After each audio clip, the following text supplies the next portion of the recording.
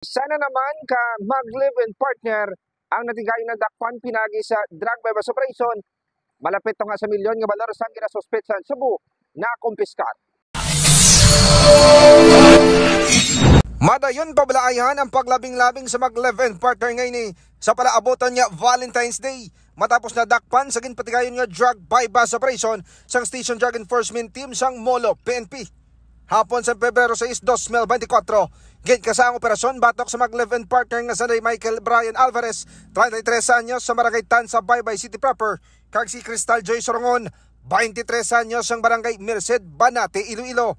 Sa diin, nabaklan sang isa ka plastic sang irapitan sa si Alvarez gamit ang bypass money nga 6,000 pesos. Sang gin-search na si Alvarez, na-recover sa bulsa siniyang kahita kag nakasunod rin ang bypass money kag pito pakit ka mga plastic sang illegal nga droga. Samtang sa lamesa nila nakitaan ang karton nga may sunod sang isa ka dako nga plastic sang illegal nga droga nga may mga empty plastic sachet, brown nga sobre, improvised tutor, mga lighter kag duha ka rolyo sa kalabin ng foil lakip na ang digital weighing scale. Sa eksklusibo nga payag ni Police Major Marlon Roquero, Hepe sang Molo Prestation sa K5 News FM Iloilo, yara na sa duha ka semana ang ilang monitoring sa mga suspect kag ang modus sa mga ini magtransaksyon online sa ila parokyano.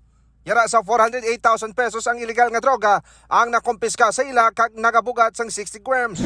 So ang iya kabugaton no more or less 60 grams kag may standard drug price nga 408,000 pesos.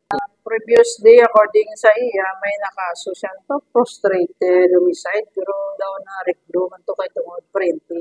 Dugang padri ginakabing ang mga suspect nga high value individual. Nakahunong naman sa Molo Police Station na mag-live-in partner kag nagapakatubang sang kaso sa paglapas sang Comprehensive Dangerous Drugs Act of 2002 o kon Republic Act 9165. Balita nagikan sa may distrito sang Molo, ako si K5 Aaron Refollo para sa Kampiyon na Balita, Serbisyo Publiko kang Kalingawan sa Iloilo, K5 News FM. Ang ining balita ang ginadulong sa inyo sang DTX Coffee Mix. Himo sa natural nga sangka pareho sang amarkuso, chia seeds, desugared sugared cane extract powder. DTX Coffee Mix. Nakakapi ka na, naka-detox ka pa. DTX Coffee Mix. Mabakal sa mga butika.